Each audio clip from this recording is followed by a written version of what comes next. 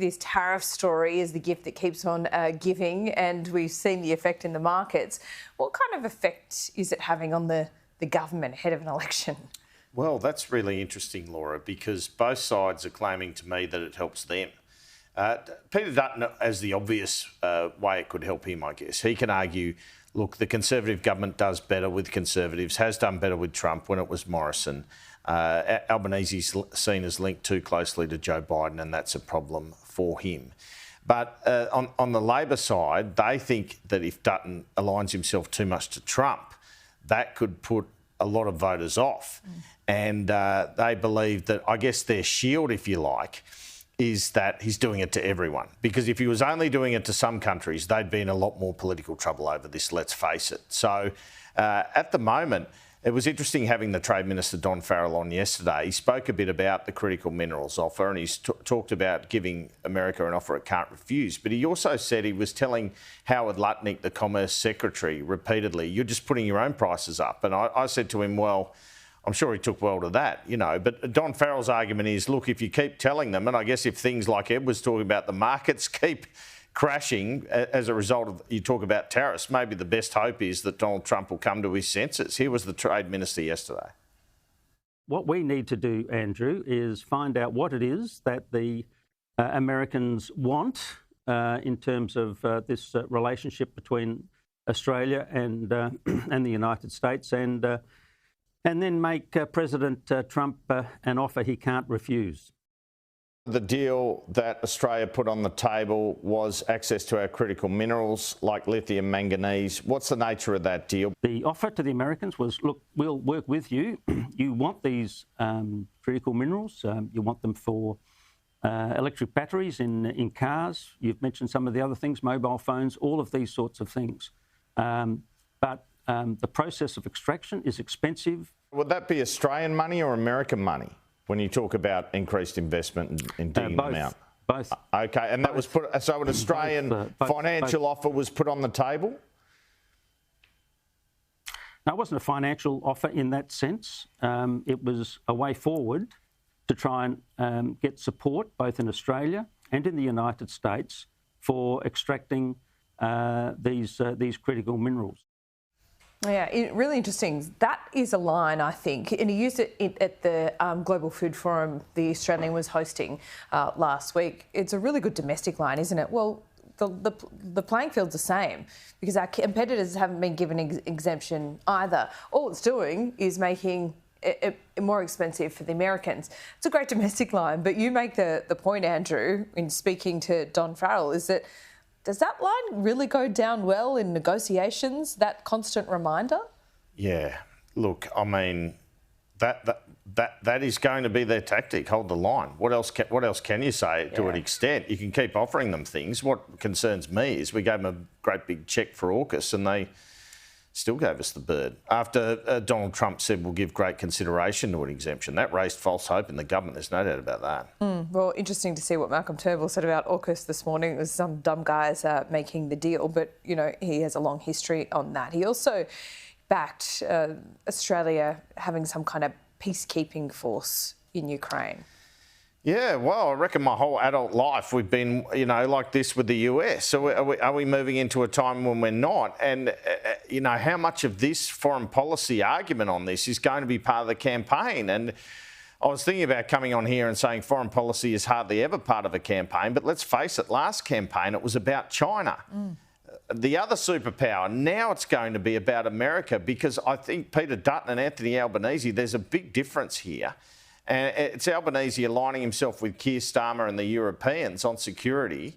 And even though Peter Dutton backs Ukraine, he's saying, well, why are we sending Australians? Let's worry, should I say, about our own region. So you can hear the difference here when you hear the Prime Minister. He stresses here it would be very small if we took part and there would have to be peace first. So there are so many caveats about this thing. You have to wonder how much of it is based on him being called weak by Peter Dutton all the time and saying, well, let me suggest something military.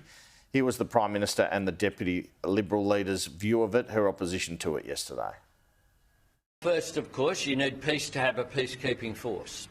In order to achieve that, Russia must agree to a ceasefire firstly, but it must also agree to stop its aggression against Ukraine. And so it is premature to talk about that detail, but what we want to see is peace so that you can have peacekeeping. He's all over the place, Andrew. You heard him last week. Then some of his ministers tried to walk it back. Now he's joining a phone call and talking about what might happen in the future. I think, and Australians believe, that we judge this Prime Minister on what he's done. And I don't think this government has stood with Ukraine in the way that they could have or they should have. We're about to hear from Jim Chalmers about the hole that's been blown in the budget because of Cyclone Alfred. It's about $1.2 billion. Just before Alfred hit, we've been hearing about the coalition, what they wouldn't do with insurance, because obviously people are noting how much insurance is going up by on every front, car, home, etc. Where's the coalition at on this right now? Well, they're going to do something maybe if they're in government, Pierce, but they're not going to announce a policy now. So it all started on Sunday Agenda, right? I interviewed Peter Dutton. I did a pre-recorded interview. I said, what's your plan for insurance? Because it is a massive issue for businesses as well as for households. And they've been huge hikes. And he said, look, we'll look to have the divestiture policy that we have for supermarkets. We'll force them to break up if there's market concentration. Then Angus Taylor and Susan Lee see the talking points from his office saying we've got no plans for that. They say that. They correct him. He comes out last week and says, no, I've still got a plan for that. And, he knows this could be a vote winner, but hasn't gone through shadow cabinet.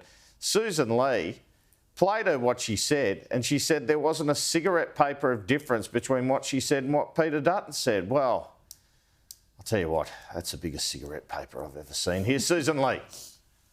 When we were in government, of course, we enacted divestiture around the energy sector. In opposition, we've said that our policy on divestiture would encompass already supermarkets and hardware stores.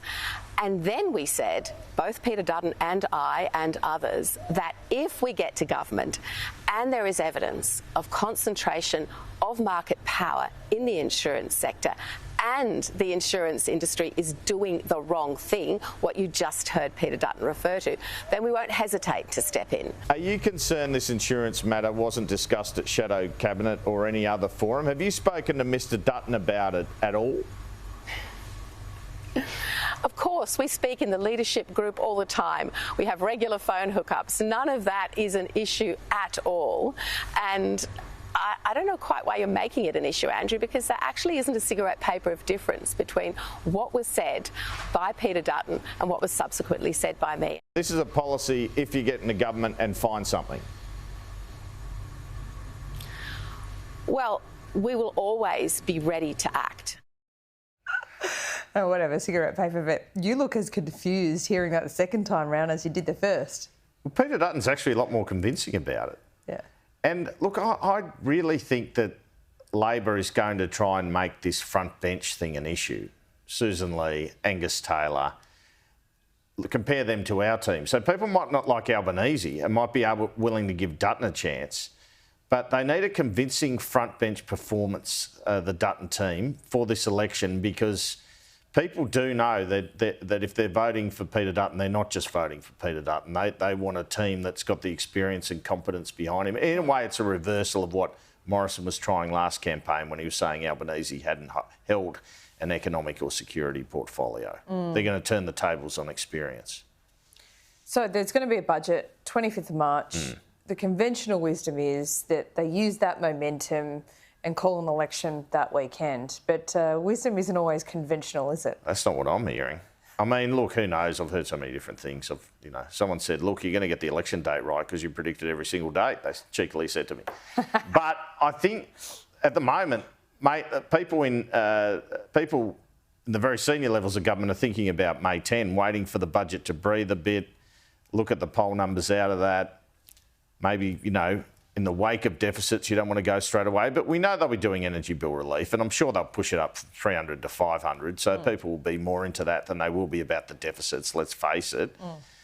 But I think that's a more likely option, which is interesting because people in campaign headquarters in Labor, maybe out of hope more than anything, were telling me last week that they believed he'd go the Sunday after. Look, he might go the Sunday or the Monday too, 13 days after the budget. There's no reason he has to go on a Sunday. I know that's become a tradition in recent years. Yeah. So havoc for the lives of us journalists and for those involved in politics. Yeah, absolutely. We're all waiting. Just before I let you go, Andrew, I thought it was really damaging last week, and you can't pick the timing of these things. A price hike, a power price hike, 9% in New South Wales. Chris Bowen asked that question that he's going to be asked time and time and time again. Is that $275? Is it still going to happen? When is it going to happen? Why didn't it happen? They still don't have a good answer on that. They don't want to concede because they don't want to concede going into election campaign. But seriously? Well, what did you think when you saw that? They're saying times have changed, you know. Oh, sure. Times have changed. Yeah, I know. Just admit you didn't make the target. I agree with all that. I've tried millions of times. But look, the thing is, as I just said, they've given, because you might recall last election, Angus Taylor halted and delayed the default market offer. So we didn't know how much prices were going up before the election. Now we know. But this is a classic give us the problem and then the so-called solution, right? So instead of a $300 subsidy, they'll give us $500. That will swallow up the 10%. That's my prediction. And they'll say, look, but at the end of the day, as taxpayers, they're just taking our taxes and giving it back to us in an electricity bill rebate, if you know what I mean. So thanks a lot. It's still our money as taxpayers. I mean, it's a bit of a con in that sense, these subsidies. It's such a con. And to get up, I mean, I just wonder how the Australian public take this. To get up and say, look, bills are going up, but we're going to commit, we're going to put billions and billions of dollars more into the cheapest, most reliable energy, and that is renewables. And no one's seeing any evidence of them being cheap or reliable. I mean, they might eventually be. Modelling says they might eventually be, but they're not right now. God, people just must think, please do not say that to me again. Absolutely.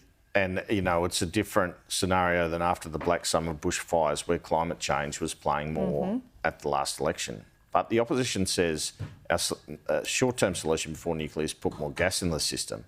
They haven't really explained how they're going to do that. So they need to do that because Labor's also getting gas into the system. Yep, that's right. All right, great to talk to you as always. We'll see you again soon. Andrew Clennell joining me here on the desk.